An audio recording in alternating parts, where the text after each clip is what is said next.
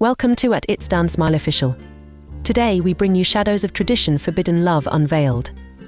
Join us as we explore a dramatic tale of love, tradition, and courage set in the heart of Kikuyu culture. Let's dive in. In the heart of Kikuyu lands, amidst the whispers of ancient traditions, two souls found solace in each other's embrace. Wanjiku, the spirited daughter of a respected elder, and Kamau, a humble farmer with dreams as vast as the African savanna, but dared to defy the rigid boundaries of their society's norms. Wanjiku, adorned in vibrant chitinge cloth, and Kamau, with beads of courage adorning his neck, first met under the shade of a sacred baobab tree. Their connection was instantaneous, a spark ignited by fate amidst the whispers of the wind.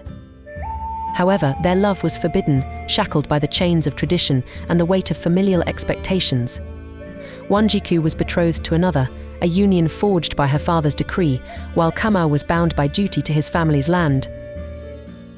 As their clandestine meetings became more frequent, the shadows of tradition loomed ever closer, threatening to tear them apart.